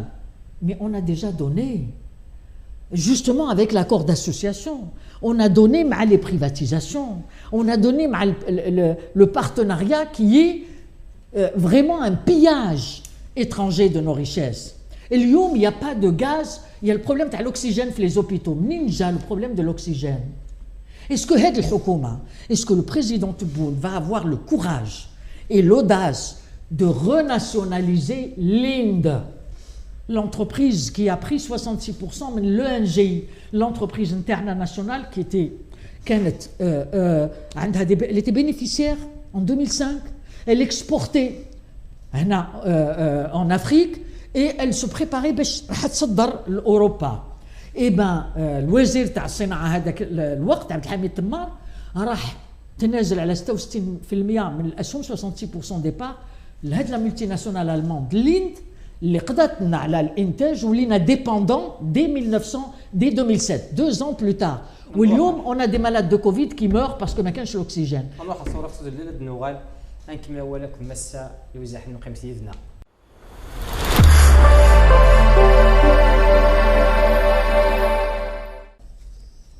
أزول مرافلا كنت في اللون سحريش وسلة تقول تمليت مازال مسا الوزع حنون ندوك حريش وسين وثوغلد مستيد فيني سيفران في 9 وقور 9 موا من الحبس 9 وقور من الحبس إيد مسلاي نتساف ندفاني مسلاي دا في قاب ما فيش كان أول أفوس المعاونة ثوغلد مسلاي دا في الميليتون وخاف لي ميليتون غادي مغنسن وخافر بيتيان خافر يخدم منك نتساف مسلاي دا غني في محبس وطس أنت مسال وكنكمل كان فض مسلاي غافوس الدول شغال في عندي شدن انفاف كوفيد 19 تمون الجزائر مسلاي دا في مسات نتساثيث البوليتيك زعما كملت حريشه كي نظام عندي شدن ثلاثه مسا كنت متي سوسيال ولي شو ادين قلت le gouvernement et même le président ils ont reconnu que la situation elle est très grave. La situation sanitaire, la situation socio-économique, d'accord. Mais jusqu'à maintenant, personnellement, quelles sont les nouvelles solutions qui sont préconisées. Nisma économie nouvelle, nisma les déclarations, et j'ai lu, j'ai pas trouvé des solutions qui répondent à la gravité de la situation, mais qui préservent en même temps les acquis de l'indépendance et qui préservent les acquis, les travailleurs, les larges couches qui ouvrent des perspectives de l'emploi. Parce que les questions socio-économiques sont les questions essentielles. هذوما l'urgence. المشاكل الاقتصادية والاجتماعية هي أولوية الساعة اليوم. علاش؟ Le 22 février 2019, c'était la question non au 5e mandat, le départ du système. Covid-19 a obligé, a contraint donc les citoyens à ne pas manifester puisqu'il y avait les mesures sanitaires, etc. Mais les grèves partout, les grèves, à commencer par le secteur de la santé, les moyens, les grèves les travailleurs parce que les salaires ne sont pas payés, la situation sociale, le barra quand on sort, la harga qui est revenue en force, l'insécurité, l'insécurité parce qu'il y a un effondrement social.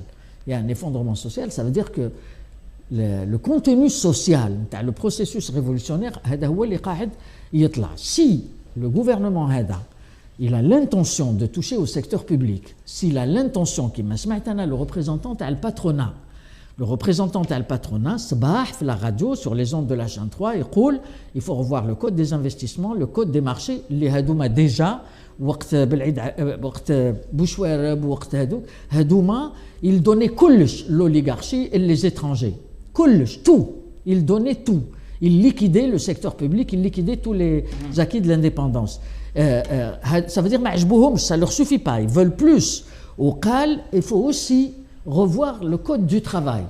Il faut revoir le code du travail pour faciliter l'acte d'investir. Et en même temps, il demande une révision fiscale. Ça veut dire que c'est exactement la même chose. Donc, les impôts, les impôts, le code du travail, ça veut dire quoi? C'est la déréglementation, la flexibilité, les normes du travail, c'est l'exploitation des travailleurs. À outrance, c'est un vieux projet, mais les travailleurs ont résisté les syndicats. Il a été à chaque fois différé. Le gouvernement, s'il a l'intention, il met le secteur public, comme on a entendu les déclarations. Il met les quelques acquis, les mazalou, au lieu de rétablir, les acquis, les rahou, comme la retraite anticipée, les droits qui ont été saccagés par les précédents gouvernements. Il faut quand même يعرف باللي les travailleurs ما رايحينش يقبلوا يموتوا en silence. Déjà, il y a les grèves qui éclatent partout. Il y a le problème تاع الماء. Il y a des soulèvements تاع les populations تاع الماء à l'échelle nationale. Le sud, l'est, l'ouest, le centre, partout. Alors ça, il faut سخانة plus Covid. Covid-19, لازم les mesures d'hygiène ما يقدروش même pas يغسلوا رواحهم. Donc هذا le stress نتاع الماء كاين. Sur tous les plans, la flambée des prix, le pouvoir d'achat, l'État raja, je vais faire les courses, et je discute avec les commerçants. La consommation تراجعت الناس ما عادش عندهم les moyens. Je vois des jeunes في المارشي اللي يجيو ينحيوا لهم النصبه تاعهم هذيك اللي يبيعوا لبرا يقولوا لي داكور يقولوا لي احنا on est dans l'illégalité يعطونا البديل يعطونا l'alternative يعطونا des emplois. Alors maintenant on est en train d'écouter alors micro-entreprises تاع l'enseigne etc. les politiques اللي داروا في السابق et le résultat on le نعرفوه كل plus les startups. Ça veut dire qu'on fasse d'abord on va commencer par faire des bilans n'est-ce pas. المفروض يداروا des bilans على les politiques اللي يداروا avant de passer à autre chose pour qu'on sache s'il faut continuer ou l'arrêter parce que هاد البلاد il y a des problèmes politiques il y a des problèmes économiques il y a des problèmes bien sûr sociaux il y a l'accumulation كل et c'est ça qui a fait exploser le processus révolutionnaire le 22 février 2019 d'accord donc maintenant غلط celui qui pense que c'est terminé, que maintenant tout va rentrer dans l'ordre غلط parce que les problèmes n'ont pas été réglés jusqu'à maintenant. Au contraire, les arrestations c'est de la provocation. Ça alimente la colère كل يوم كثر. La misère s'installe, la mendicité الناس اللي يطلبوا أنا نشوف باينين باللي il y a encore un an كانوا لاباس عليهم. Il y a des personnes اللي كانوا لاباس عليهم. Peut-être des salariés, mais comme les salaires ne sont pas versés, donc le tissu social il est en train de s'effilocher. Et c'est extrêmement dangereux, même sur le plan de la sécurité nationale. Mais ça veut dire que les liens positifs entre les citoyens et l'État sont en rupture en permanence. D'accord. Donc, c'est pour mettre en garde contre toute politique qui serait vécue par les citoyens comme une provocation supplémentaire alors que déjà ils n'arrivent plus lorsque des fonctionnaires ne sont pas payés, même des contractuels en 2018, lorsque le secteur public, sans compter le secteur privé, macache, parce qu'il n'y a pas de rentrée, il n'y a pas de travail, tous les secteurs ont été touchés. La question économique et la question sociale sont l'urgence de l'heure, mais pas dans le sens du démantèlement et du déboulonnage qui m'a dit le ministre Adak Lismana à la radio, dans le secteur public, non, parce que ça c'est une provocation très très lourde.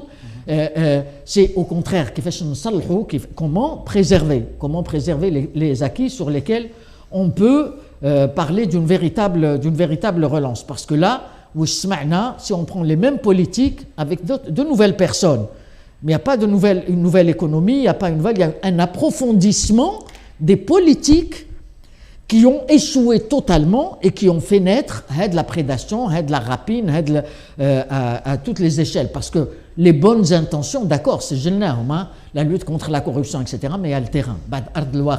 Quand on fait les mêmes politiques, quand on a le même cadre, les mêmes pratiques, eh ben, ça donne les mêmes résultats. D'accord, ça d'un côté. La question est posée sur les luttes syndicales. Sur les luttes syndicales en Algérie, voilà. Bon, depuis l'indépendance, la question de l'indépendance du syndicat est à l'ordre du jour. C'est un enjeu majeur. Le syndicat الجزائر قارن بمسألة وزا حنون تديفون دي اسكام لوجيتيا تصدعني لي سانديكا اوتونوم ماشي لوجيتيا قارن وزا حنون ولا تديفون دارا ولا تيلارا غير ثمن اكوتينا غتصدي تشكتينا فاش تاكي اش هادينا ثاكي في الاكوفرني لا لوت syndicale دي سموت الجزائر. Oui. D'abord l'UGTA c'est le syndicat, c'est l'organisation historique quoi, on n'y peut rien هكذا.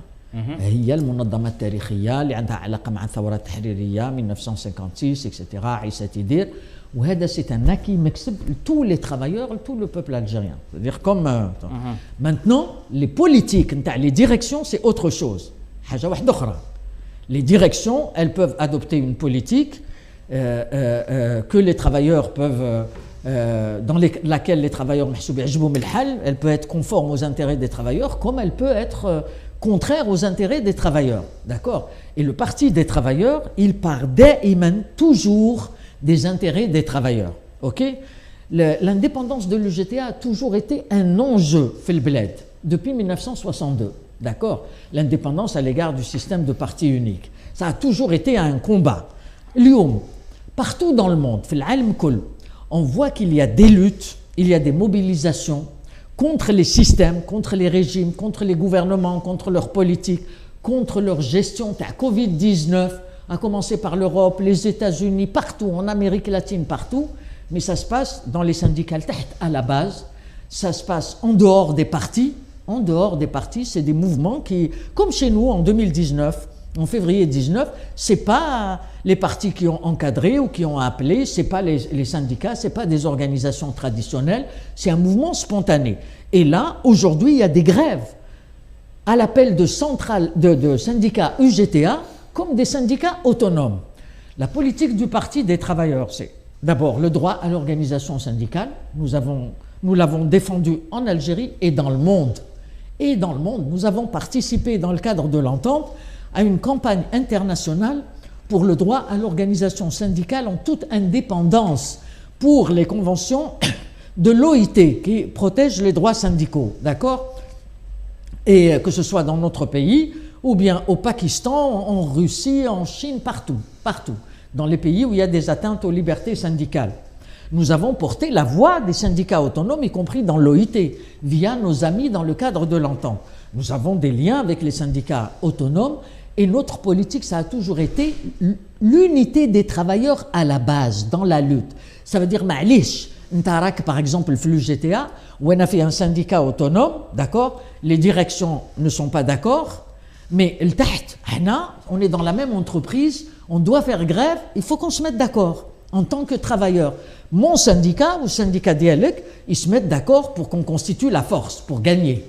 Nous avons réussi à réaliser l'unité. Par exemple, quand il y a eu une grève à l'PNC, personnel commercial navigant, il y a quelques années de cela, syndicats autonomes et sections syndicales UGTA ont réalisé l'unité. Nous avons dans différents secteurs, par exemple la grève de l'éducation, parce que les militants du Parti des travailleurs, il y en a qui sont à l'UGTA, il y en a qui sont dans les syndicats autonomes, dans différents syndicats autonomes, dans l'éducation nationale, dans la formation professionnelle, ils sont dans tous les syndicats, et donc dans le parti, dans la commission ouvrière et syndicale du parti, on leur apprend à réaliser l'unité dans la lutte, dans le respect de l'appartenance syndicale, d'accord? Quand il y a eu les grèves, par exemple, des médecins, des praticiens, il y a eu des médecins, il y a de cela 2 ans, quand il y a eu les grèves les enseignants, c'était les députés du Parti des travailleurs et d'aucun autre parti qui allaient pour protéger les syndicalistes, pour les faire sortir des commissariats, pour les faire descendre des bus, parce que nous croyons en l'indépendance des syndicats et nous sommes pour le droit de manifester. Nous sommes pour le droit à la manifestation. Vous savez, j'ai été député pourtant. Je suis sorti manifester pour l'Irak en 2003, j'ai été tabassé par la police. Je suis sorti manifester pour la Palestine, même pas pour des droits algériens. J'ai été tabassé aussi, alors que j'étais député. Les photos ont fait le tour du monde, d'accord? Et pour nous, le droit de manifester, il est essentiel. Il a été repris par le peuple algérien en 2019. À cause du Covid, il a été reconfiné, reconfisqué, d'accord? Mais partout dans le monde, nous le voyons.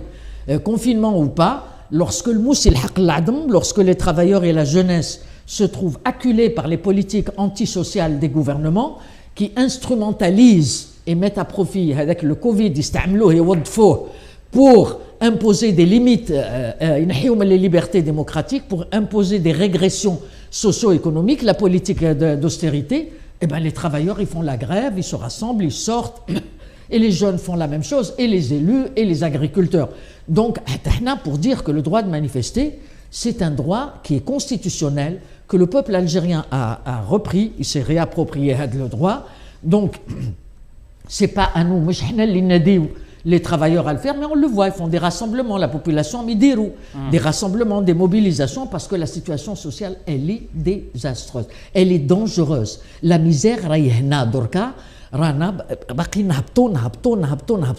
et c'est pour ça que je le répète, avant tout la question sociale, le pain, le khobz, c'est le pain, c'est la révolution algérienne, le pain, la paix, la terre et la liberté. Ça veut dire le khobz, ça veut dire le travail, ça veut dire combattre le chômage, pas avec des phrases creuses, pas avec la privatisation, parce que la privatisation, ce sont des centaines de milliers d'emplois, les rohou.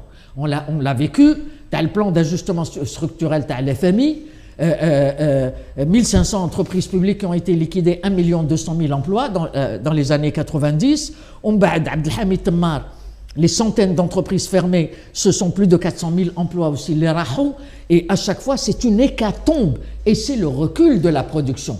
Alors oui, on n'est pas contre le privé complète, c'est complémentaire avec le public, mais on n'est pas censé, c'est-à-dire vouloir reproduire les mêmes erreurs sous un jargon différent, ça veut dire que ça serait criminel pour le pays. يخدم بيتي تسكي في سربع في الباد تاسي خبرني قلان لو سي بي لو اف اف اس لو ار سي دي لو ام دي اس كوفاني لا ليغ دروات de l'homme plusieurs syndicats قلان فينا في لو باد il y a beaucoup de rencontres écrivent même كي تولي فاساكي لو باد مناسين تنا لو باد ساكي يسعى يغفلن لي بروبليم نا لو باد l'alternative démocratique في l'Algérie. Oui. Alors le PAD, oui, le PAD, c'est un regroupement. C'est pas une organisation, c'est un regroupement de partis. Plus le PST, Vanilla. Oui, oui, PST, oui, bien sûr. أحزاب سياسية ما كانش بيناتها أحزاب يمينية ولا أحزاب رجعية ولا كاين أحزاب تاع اليسار أحزاب تاع الوسط d'accord. Et donc des partis de la gauche, des partis de gauche, des partis du centre. Voilà, mais il n'y a pas de parti de droite, de parti réactionnaire ou là-dedans. C'est-à-dire, c'est des partis, les Ahzab ou Tandimet ou Anouchata, Monadlin aussi, des intellectuels, qui ont soutenu sérieusement et activement Thawara. Le processus révolutionnaire du 22, qui ont cru, ils ont cru en la force et en ces objectifs de la révolution. Mazel, ils croient que la solution, c'est le départ du système. Après, ce sont des partis, ce sont des activistes, des militants, des intellectuels. Il y a des nuances, il y a des choses sur lesquelles on se met d'accord, il y a des choses sur lesquelles on n'est pas d'accord, c'est normal. C'est le pluralisme politique. On ne s'est pas mis ensemble pour créer un nouveau parti, pour être dans une idéologie commune. Non, il y a différences d'appréciation, il peut y avoir même des divergences. Et alors on cherche les dénominateurs communs. Ça se produit partout dans le monde quand il y a des situations soit de crise majeure, soit des situations pré-révolutionnaires, ou même des questions internationales. des questions internationales. Alors احزاب نجم تتلاقى، حنا تلاقينا مع احزاب. Oui, sur la question de la paix, sur la question de la défense de la Palestine, sur la question de l'Irak, et à l'international aussi. On marche avec des syndicats, des partis démocratiques, des partis socialistes, des partis nationalistes, comme par exemple le FPLP palestinien, comme les organisations pour l'indépendance à la Guadeloupe ou à la Martinique ou les dernières colonies françaises. Dans le cadre de l'entente, on a des relations. Ça veut dire des organisations, les travailleurs, la jeunesse, les couches populaires qui sont pour les indépendances nationales, pour la souveraineté des nations, qui sont contre l'impérialisme, contre les ingérences, contre les guerres d'occupation et sur le plan national. On peut se mettre d'accord avec un parti pour faire quelque chose avec.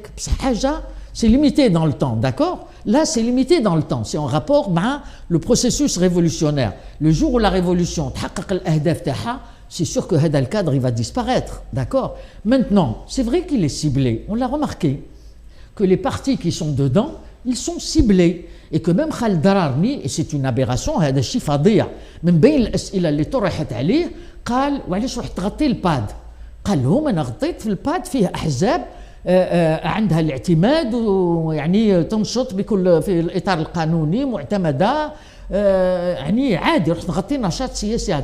هو خالد درارني يعاقب وهو في السجن بسبب العمل تاعو، المهنه تاعو الصحفي، كما انا كنت في السجن بسبب العمل تاعي، النشاط تاعي السياسي، يعني تجريم للعمل المهني، تجريم للعمل السياسي، وهذا يعني انحراف ومنعطف خطير جدا. دونك الباد شفناه انه مستهدف لانه هناك ضغوطات تتمارس على الاحزاب اللي هي الداخل اللي هي تنشط فيه. بينما احنا سجلنا في الايام الاخيره كاين هذه المبادرات على الاحزاب هذه والجمعيات والنقابه تاع القضاة اللي راح تلاقات اللي خداو المبادرات على الاصلاح السياسي. معناتها هادوما سافدير عندهم توجه سياسي، هما يشوفوا باللي يمكن اصلاح النظام، مازال يمكن اصلاح النظام. هذا تصور سياسي، هذا التصور تاعهم.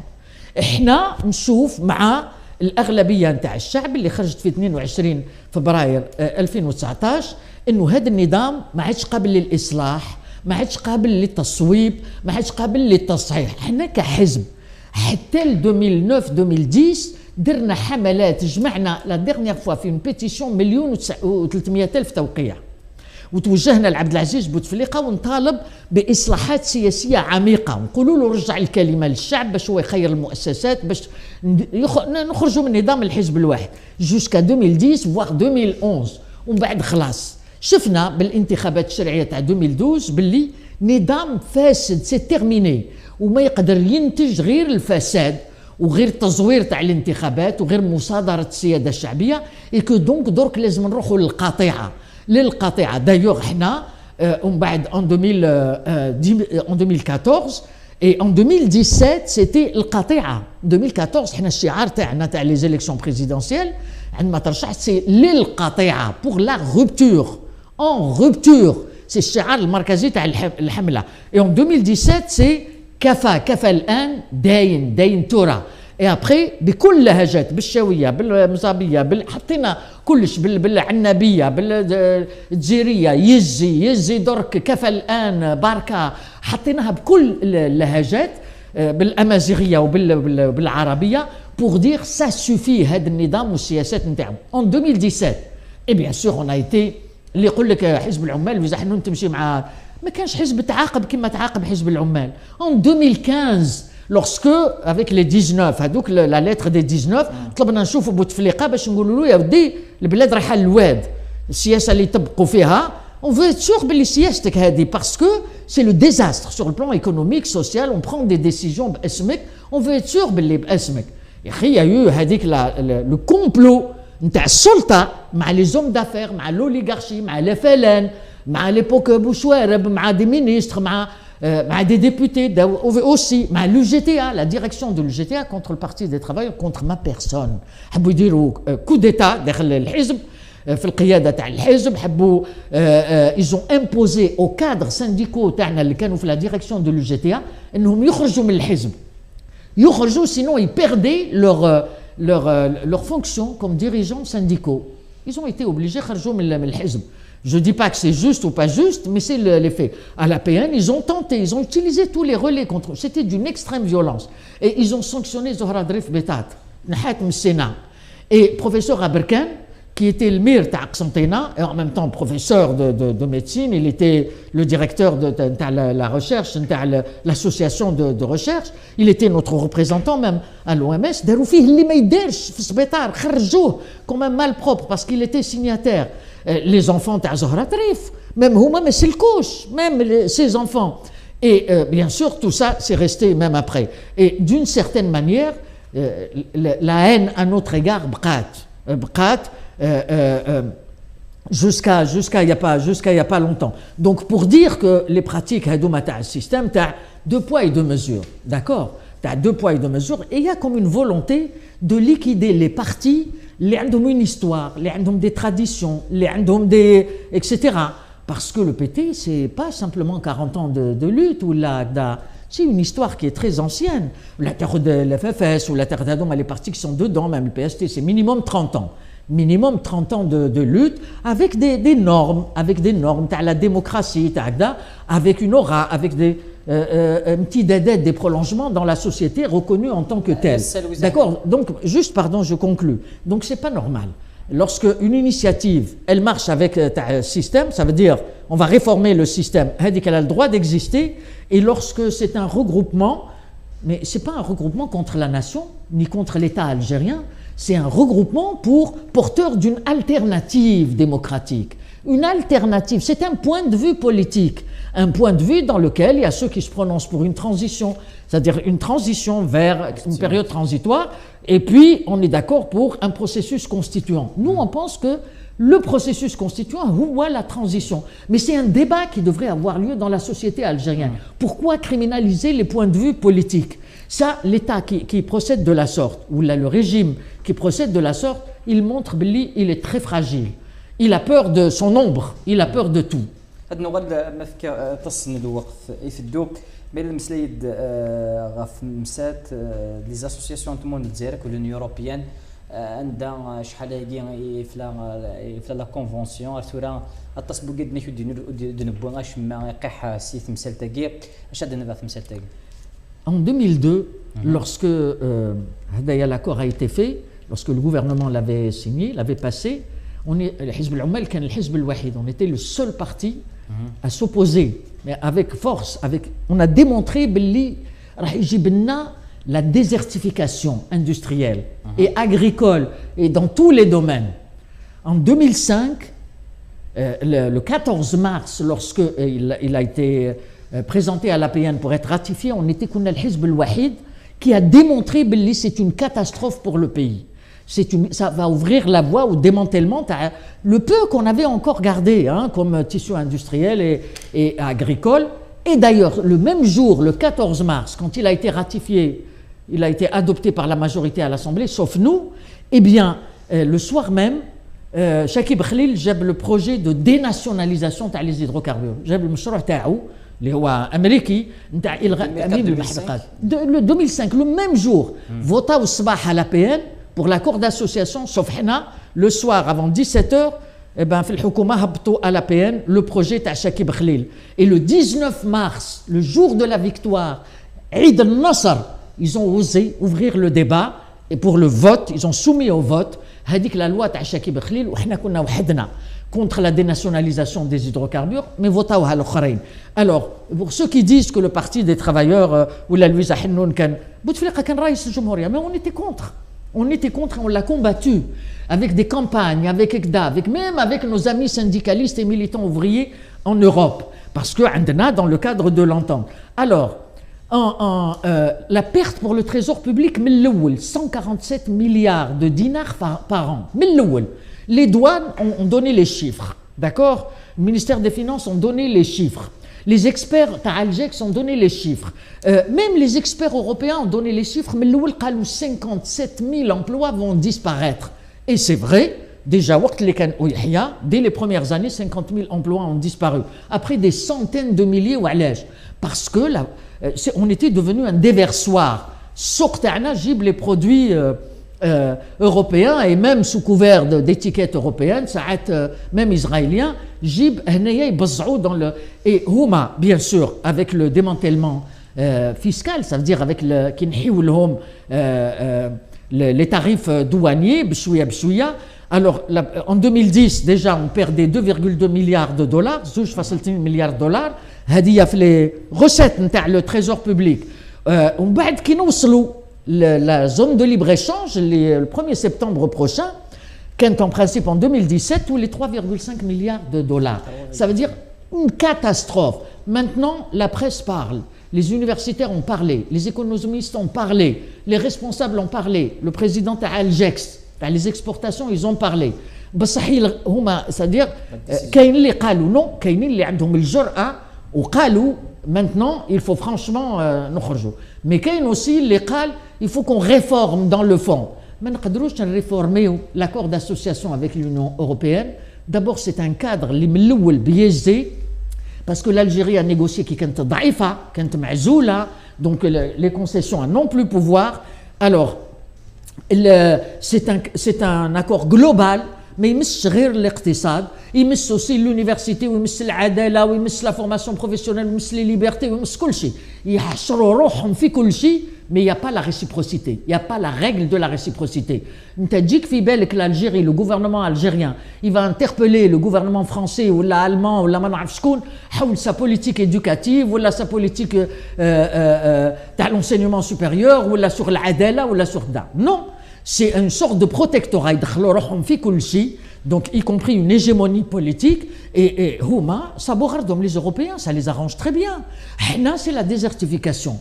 On a perdu 400 000 emplois. Au minimum, ça remonte à 2012. Maintenant, je ne sais plus combien, les chiffres. Donc, le 1er septembre prochain, il y a un État algérien soucieux de la souveraineté nationale et des intérêts du pays.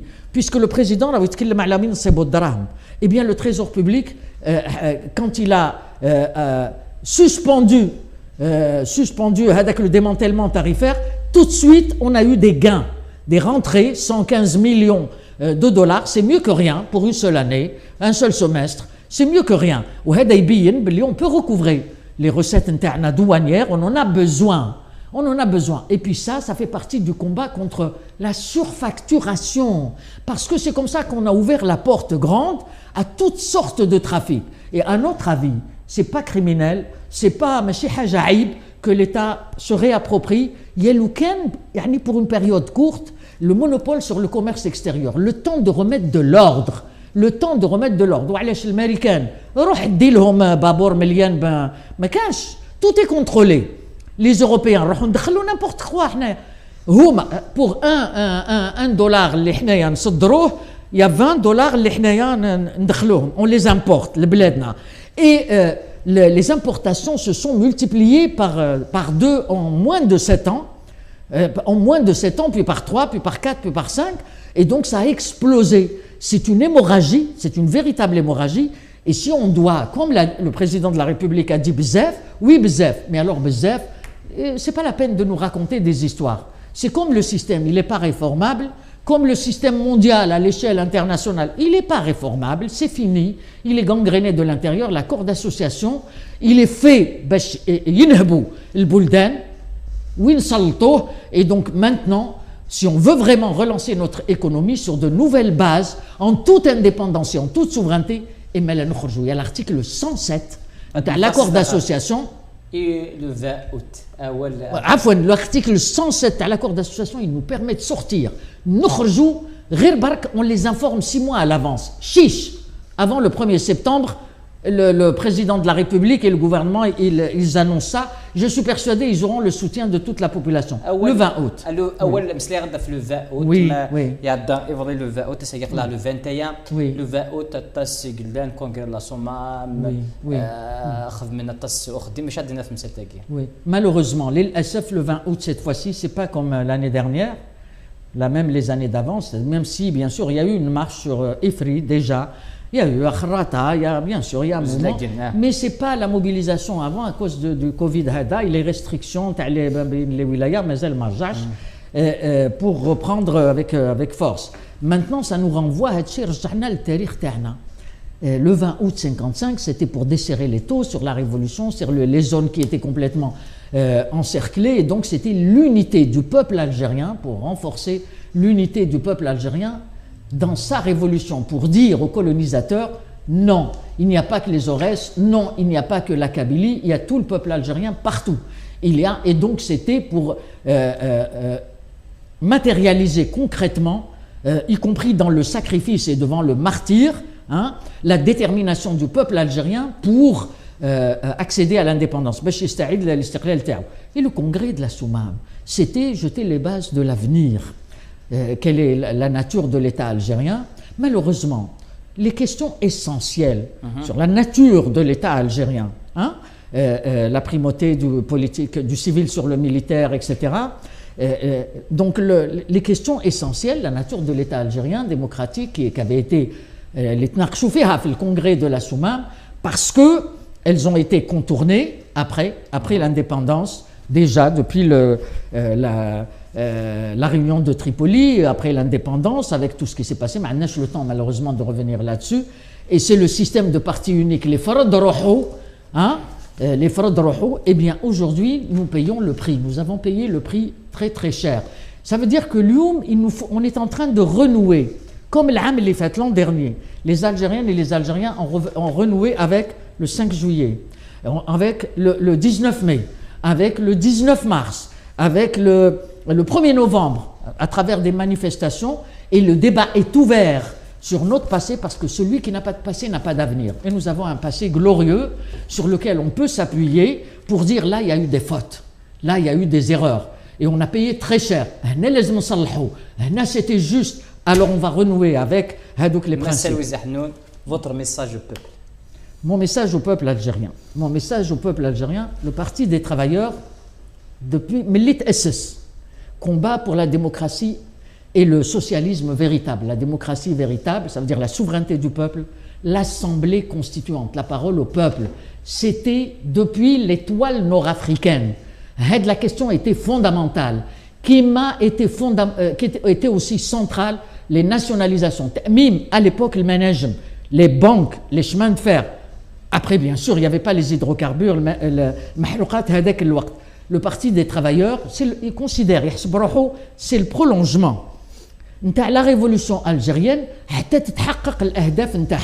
En fait, le 22 février 2019, les Algériens, et c'est d'une extrême beauté, يعني شي رايع الصورة رايعة قالوا 62 حررنا الأرض درك نحرروا الإنسان صحيح en 1962 تحررت الأرض après حررنا y compris الاقتصاد puisqu'on a nationalisé le pétrole les infrastructures ولكن الإنسان ما تحررش بسبب نظام الحزب الواحد. Alors oui, il y a eu une parenthèse تاع le Covid partout dans le monde, ça a été comme ça, et tout le monde est conscient, الناس كل واعيين ويشوفوا وفاهمين ومدركين للرهانات. Il y avait l'avant 22 février 19 et l'après. هذه ce n'est qu'une parenthèse. Le peuple algérien n'a pas abandonné ses aspirations للديمقراطية الحقيقية. Ça veut dire انه هو يقرر مصيره، يحدد طبيعة وشكل المؤسسات ومضمونها. Ça veut dire يدخل في مسار تأسيسي باش هو اللي يبني الدولة اللي يشوفها مطابقة للتطلعات نتاعو. La jeunesse est consciente, elle est aux avant-postes نتاع هاد la mobilisation qui prend maintenant des formes مختلفة. على غالب ما كانش دي مانيفستاسيون مي بيرسون نو سي ماشي انا اللي نقول لكم خرجوا ولا ما تخرجوش، لا باسكو لا بوليتيك راهي مسارات دي بروسيسوس. نهار اللي تنضج الامور اكيد باللي راح يعاود يتربط المسار. اي دونك هذا المسار الثوري الهدف نتاعو رحيل النظام والتعبئة الشعبية الواسعة الثورية هي اللي تقدر تحقق هذا الهدف. حزب العمال راح يبقى دوما وأبدا مع المنظمة الشبانية تاعو، منظمة الشباب من أجل الثورة، مع اللجان تاعو العمالية النسائية، مع كل الطاقات النضالية في 48 ولاية. يساعد الثورة، يحترم الطبيعة نتاعها، يحترم التابع حتى تحقق الأهداف نتاعها. تحقق النصر معناه يرحل النظام ونأسس للديمقراطية الحقيقية، نأسس للجمهورية الديمقراطية اللي تكمل الاهداف نتاع الثوره التحريريه، يعني في كل الميادين، في الجانب السياسي والاقتصادي والديمقراطي، ونحافظ ونقوي كل المكاسب تاع الثوره، باش نزيد نأكد الوفاء للثوره للشهداء. وإحنا البارح كان 20 أوت، دونك العهد نتاعنا احنا، العهد نتاع الوفاء للشهداء هو اننا نكمل المسيره اللي هما بداوها. ثنميرت مساوي زحمد نسمشي كانت الساعه 9 وقورنا كوفيون باس في الحفص نبلي دايتي كلتا مزور فهاد المسلايه غامسه مسلايه غد كيثي لي زاري وانت مسلايه دي زام بربا تلفزيون ثاني ثمقرات مي فقفلو في نوفغانا تاكي تي زارام بربا تلفزيون انفكا كوال لكن نسل ونس مزقث يلي ونس سيرميس يلي ونس مغالي غينس مازال في كمل ولا فينا ثنميرتهم دكنا وحمد نفع إجلنا ساقي يفنا جاون هنا تلويث أرثميريث.